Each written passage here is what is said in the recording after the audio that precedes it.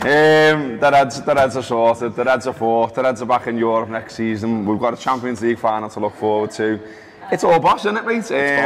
I've sat in my bills this morning, sorting out Champions League tickets on the laptop.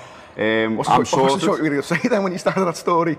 I don't be getting ideas, lad, you know what I mean? Wait until we're on that coach together for 5 days. But yeah, so we're all sorted, we're all in, we're going to Champions League, tickets sorted, happy days. Ben Jono tells me that our seats are absolutely miles away from the pitch. But who's asked? Who's asked? He says it's all primed for Mo to jump over the advertising ordens like Kenny in 78 and just run towards the fans after he's sunk Real Madrid and Liverpool lifting number 6.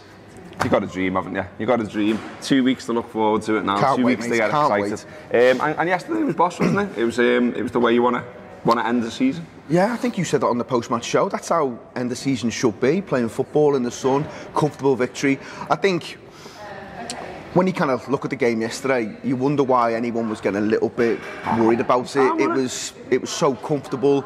Brighton were never in the game. I do think certain football teams suit other sides, and I think the likes of your Brighton, the likes of your Bournemouths, they really suit us in terms of opponents. They want to try and play it out of trouble. They give you time on the ball. They're not overly physical. So it suited Liverpool. And I think, you touched on it on the post-match. There was loads and loads of positives. Mo gets the goal, which puts him ranked as number 1 now in terms of a 38-game season. Brilliant for him. You could tell how much it meant to him. And it was great to put one over on Harry Kane. He was clearly trying to bag as many as he could yesterday. Andy Robbo gets his first goal. Dom Solanke gets his first goal. Looks like it's took the weight of the world off his shoulders. It was good to see all the players gather around him and kind of obviously you can tell there's a great team spirit amongst the squad, and I think Jurgen's obviously helped create that. But it looks like an exciting and a good team to be part of, you know what I mean? So loads and loads of positives. I was a bit gutted that Spurs got a win in me. I wanted to get third. I don't think it means a great deal in the grand scheme of things. You go straight into the Champions League regardless. But it would have been nice to finish high as possible. But listen, we're nitpicking. Beginning of the season, everyone's taking top 4 again. It's so important, Robbo. We talked about it on Friday. Just to keep repeating that. Make yourself a proper Champions League club. So other players, other clubs, they just recognise you as a Champions League club. That's what we do. We get Champions League and we do it every single season. And obviously now we can just focus on the big one on the 26th. Get in! I mean, Liverpool consecutive seasons in the Champions League. It will be for the first time. I think it's in 9 seasons. Also, the first time for a long time that we've had consecutive seasons where we've achieved more than 70 points in the league. So the direction of travel is all great, and it is a big sell now to the rest of Europe, to any players that Liverpool are in for. I mean, the thing is, there's no secrets in the transfer market anymore. You know what I mean? Everyone knows who the good players are. The scouts. The scouts can't go off somewhere that no one else is going. Every club looks all around the world these days. So it's a case of almost you've got to sell it, haven't you? You've got to sell the club, sell the manager, sell Liverpool as a city to these players over other clubs. And right now we look like a good sell because Jurgen Klopp's great. He's a boss manager. You'd want to play for him. The style of football's great. It's exciting. There's loads of goals. We're in a Champions League final. We're in the Champions League next season. We've been in the top 4 for 2 seasons running. Everything looks like, we're on the march, that we're going to win things. We're going to keep winning things. We're going to keep fighting to win things. And so you'd want to play for Liverpool. I mean, I've just been coming into the office there and I'm thinking, if you're Emre Can now, what are you thinking? Oh my God. Because, it pretty much looks like he's committed to go. Liverpool won't put this clause in his contract, and that's where it's all broken down. And then, Juventus have been fluttering their eyelashes all season, and it looks like that's on. But he must be sitting in his house there going, what have I done here? These are all right, these. I don't get it, mate. I mean, he wasn't at the kind of post-match kind of walk around on the pitch. So I don't think so. I think someone mentioned that. Obviously, we were out getting pissed, so I've not seen any great deal of footage after the game, in all fairness. But someone said Matip was there. He'd obviously been ruled out for the whole season, but still made the walk around. But Emre Can wasn't there. And similar to yourself, I don't really understand why he'd not want to be involved in something that's clearly building. And I don't think it's money, because I think we'd offer similar wages, I would imagine. So you mentioned the clause there, that's one thing.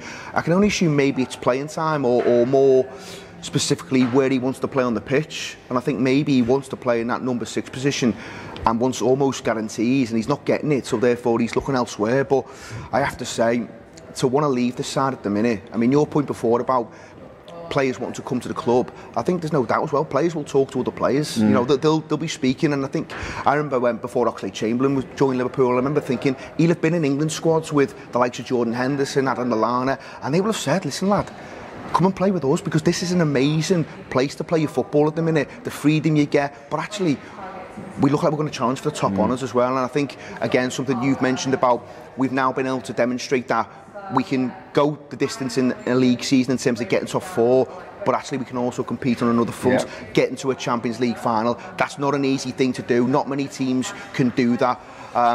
So loads and loads of positives. I have to say as well, in terms of yesterday, and I spent loads of time watching him, Virgil van Dijk just looks to get better and better every time. He wins everything. And I think on one of the post-match shows once, I think I called him like a 6'5" gladiator. I think I underplayed it a little bit, honestly. The guy is just immense. Yeah, superb. And I watched him so closely yesterday in terms of his organisation of the back four, the talk, and all stuff that people have noticed. But the amount of times he's telling Lovren where to put the ball, and I'm not talking simple passes here sideways, I'm talking pinging them 40, 50 yards. He's instructing that whole back four, and he's made such a difference. And to go into a European Cup final with him at the heart of your defence, that gives me such confidence, Rob. I have to say. What about that ball to Trent? Oh, mate. It's gorgeous, that, wasn't it? Mate. I mean, he's not just a centre half, is he? In terms of, you know, old school, he loves to defend. He's got everything about his game. He's got class. He oozes it.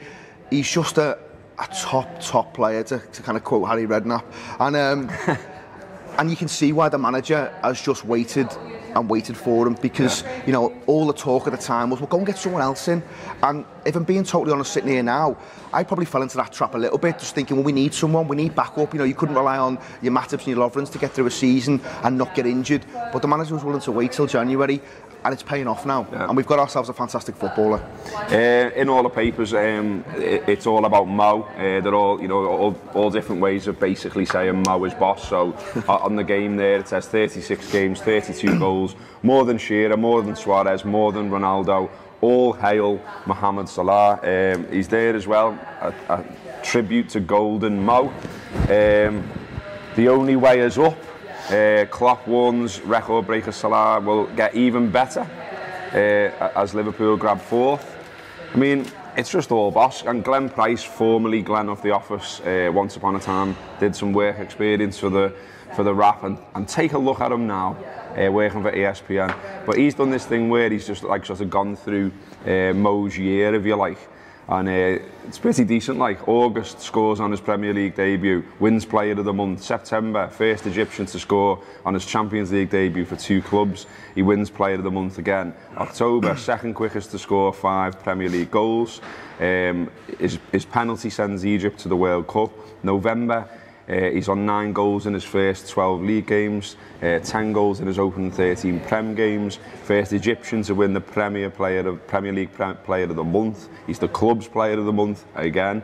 December, he matches last season's goal tally at Roma in December. Mad. He's named African Footballer of the Year. He gets 20 goals before Christmas. He equals Roger Hunt's record. For 23 goals in a season before New Year. He's Club Player of the Month again. January, Arab Player of the Year, African Player of the Year at CAF Awards, fastest to 25 goals in over a decade. February, quickest player for Liverpool to Premier League, to 20 goals in the Premier League. Overtakes Mido as highest scorer Egyptian, second fastest Liverpool player to 30 goals, a record for goals with the left foot. Premier League Player of the Month a second time, Club Player of the Month a 5th time. I'm only up to March. March, first Egyptian to score a Premier League hat-trick. Another Liverpool goals record. He beats Fernando Torres more than any other Liverpool player during his debut campaign. PFA Player of the Month, wins Premier League Player of the Month for the 3rd time. Another record. Club Player of the Month, that's number 6. I'm on April. First Liverpool player to score 40 goals since 1987. fastest Liverpool player to reach 40 goals, most games scored in a Premier League season. Oh, I get you, so yeah, number of actual clubs he scored against, if you like. And guess what? Player of the month for Liverpool again, PFA Player of the Year, and then May, Football Writers Association Player of the Year, picks up double at Liverpool's annual Players Awards, so he got the one voted for by the players and the one from the sponsors. Sets the record for the most goals in a 38-game Premier League season with his goal yesterday. Scored against 17 different Premier League opponents this season. Premier League Player of the Season and Premier League Golden Boot. So I like that, isn't it? I've seen worse seasons, I have to say. I've seen worse. Ridiculous. I mean, we've eulogised about him so many times now.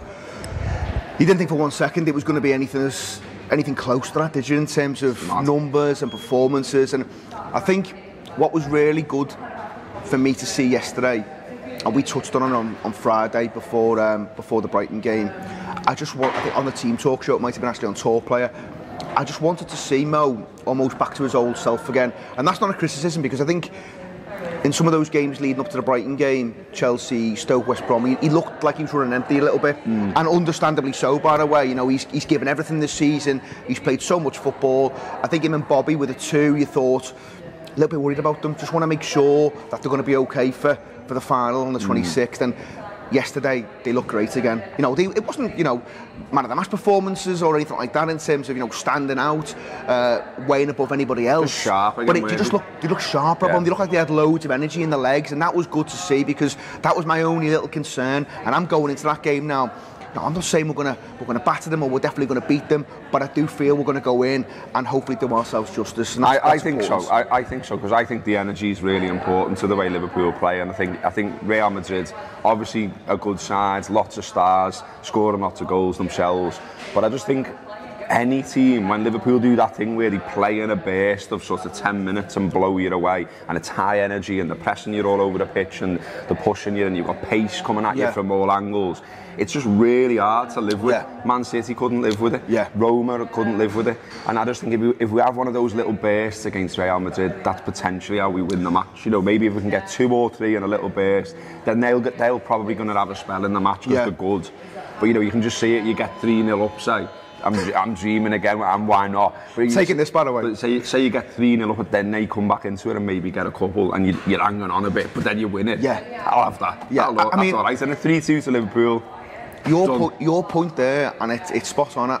I remember kind of looking back at the Man City game where we beat them in Anfield in the league, and it was very much that those players that day, they weren't used to it, Robbo. They weren't used to having people literally crawling all over them, and they're looking to the manager, and the manager's looking at them thinking, people don't do this to us. This does not happen. And for those kind of, you know, 10, 15, 20 minutes, we absolutely tore them to shreds, and players couldn't live with it. That intensity, that pace, and I think your point's absolutely right there. That's the way you get at Madrid, because they won't change their game for anyone. They'll want to play their own style of football, their own brand of football. They go in with a swagger, with an arrogance.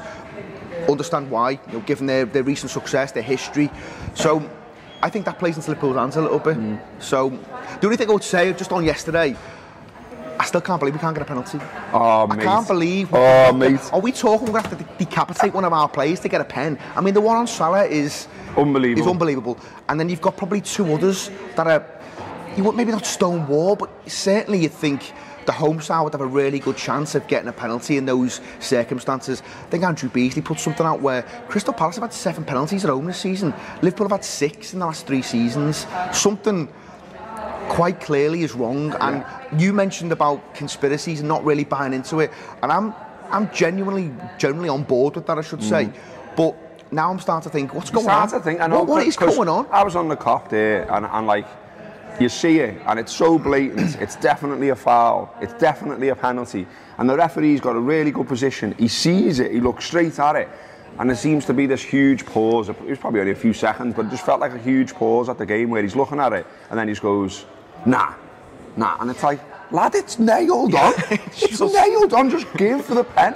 It's like they're going out there and going, I'm not giving a pen because it's Anfield. I'm not giving a pen because it's Liverpool. I don't give pens. I'm this strong referee. We're not asked. We're not interested in you. We're not interested in your name. We're not interested in your performance. Just give the pen when it's a pen. It's ridiculous. Spurs got more pens at Anfield last season, or in that season, than Liverpool did. We got one in the league campaign all season. That is fucking madness. Yeah, something's not right. And as I say, you don't want to kind of build into or build up this conspiracy theory, but I just can't believe some of the decisions we haven't got. And there's been multiple ones on Mo, you know, the Newcastle one, but yesterday, everyone in the ground, I remember even looking at the Brighton players, and they just all thought penalty. Yeah. It was a pen.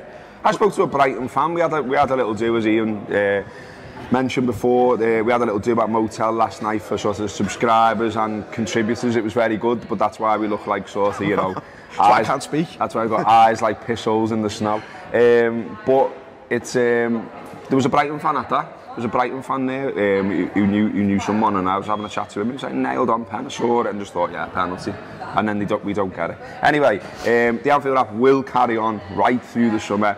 Big build-up, obviously, towards the final. Reviewing that game, the Brighton game, as usual. All the usual podcasts in the usual places. Still a good time to subscribe. We are going on our mad bus journey as well. People asking how that's quite going to work. Don't know. We're going through the Channel Tunnel. We're going through France, Belgium, Holland, Germany, Poland, and into Ukraine. And we're going to kip in Berlin at some point. We're going to kip in Prague on the way back. And don't know beyond that. Might get a kip in Kyiv somewhere if we're lucky. And yeah, 12 of us on a bus. What could go wrong? So yeah, we'll be videoing that and making things and doing content because we've got loads of hours to pass by there, haven't we? Going to be back in a minute then. We're going to try and think of something to say about all these newspapers I've got in front of me. Okay, more hot footy chat from the Anfield Wrap. We're just flicking through the papers going, what are we going to talk about here? Because as I say, been sitting in bills, getting tickets this morning, and so in a little bit late, got the papers, sat down in front of a camera, and here we are. One worth mentioning here, lots and lots of people still scrambling around, I know, trying to get tickets for the final.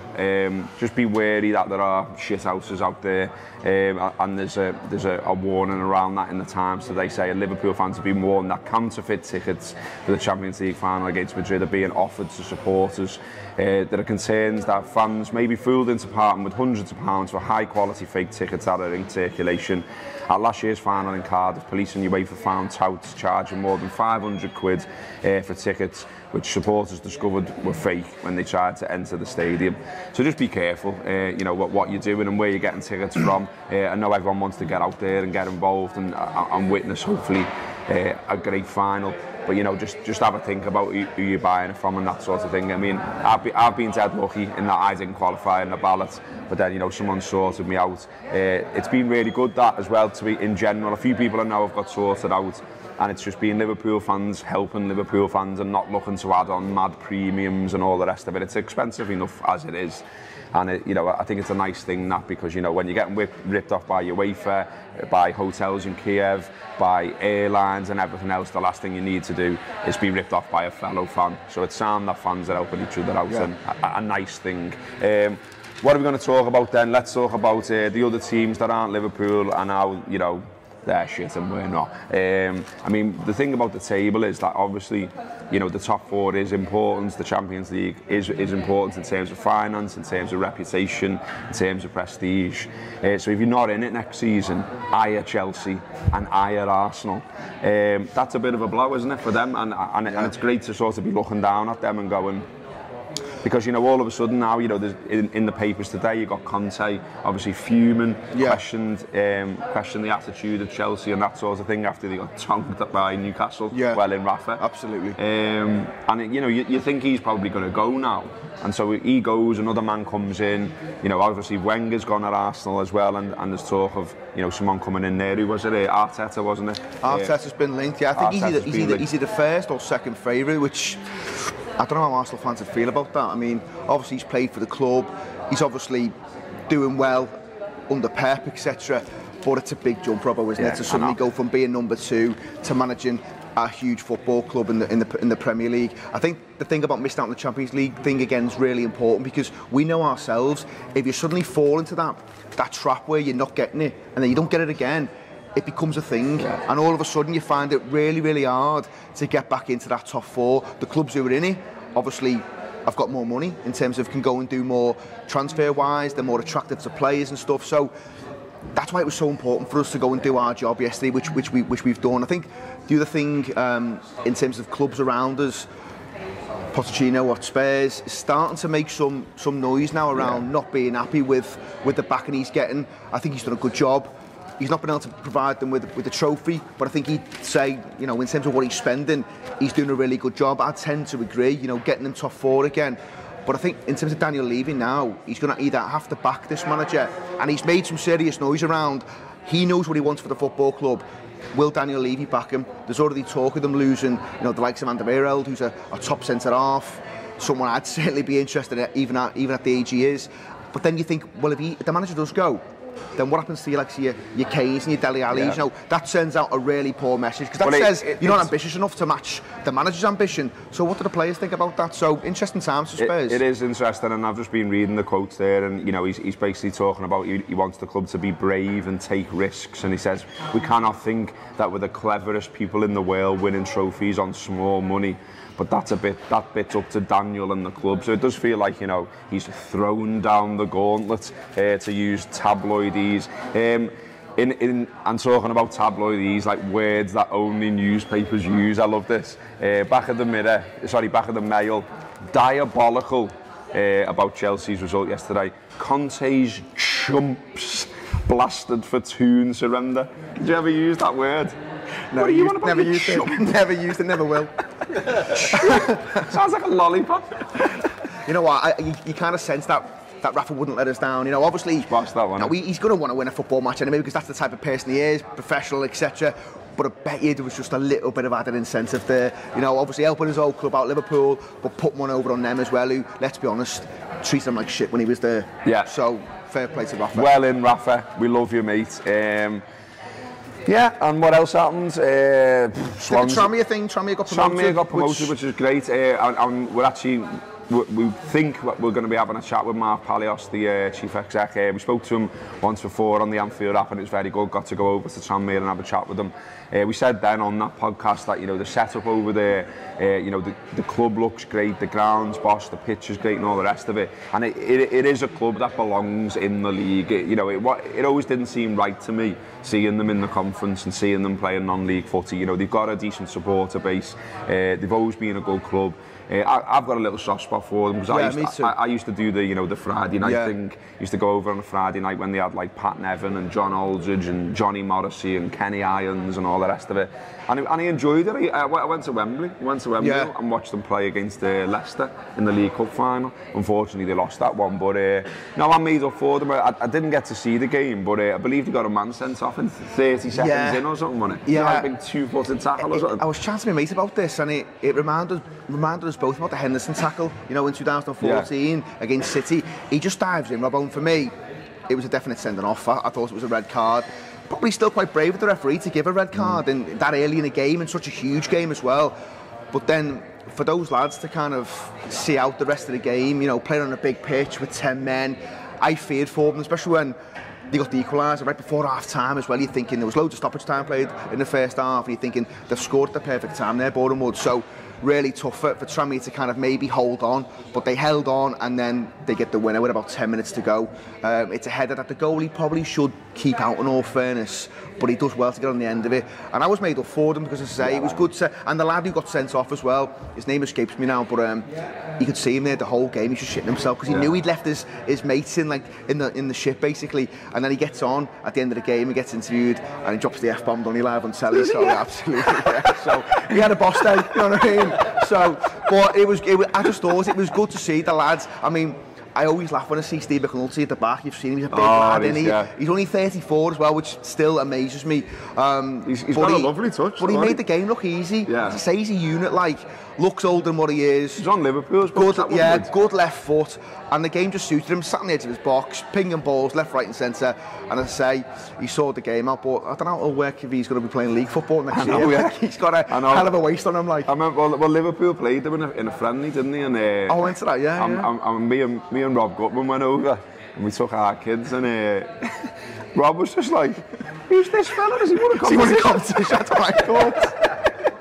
Yeah, but to be fair to him, he's great, and do you know what? He's actually worth googling him, because he was at Luton Money before he was at Sanmere, I think, and they loved him down there. And there's like these compilations of him, like, you know, like doing Cruyff turns, and like, he's got some skill on him. Yeah, like, he has. Do you know what I mean? He's a good footballer, but obviously when you see the size of him, you think, Jesus Christ, mate, what's going on there? But yeah, fair play. No, good. It'll be good. Looking forward to that chat, hopefully, with Mark Palios. Get on that on the Anfield app. We're also trying to line up something with John Coleman as well, from Accrington Stanley. Obviously, they got promoted, beat all the odds with the budget that they've got to win that league and get up. Fantastic achievement for them and for John. So we're hoping to get him on the phone at some point this week as well, and have a chat with him about, you know, about getting promoted and what that's like. Because, you know, the Anfield app, if you don't listen to all our subscription stuff, it is about Liverpool first and foremost. That's what we're all about. We're all Liverpool fans, but then we do shows where we're talking about the wider world of football as well. So, you know, you can pick and choose what you like, get involved. There's always something there to listen to. £5 a month, theanfieldapp.com/subscribe. That's been Talking Reds. We'll do another one tomorrow, and we'll do one every day right through the summer. We're going to keep on going, because the Reds are boss. Let's win a European Cup. Up the Reds.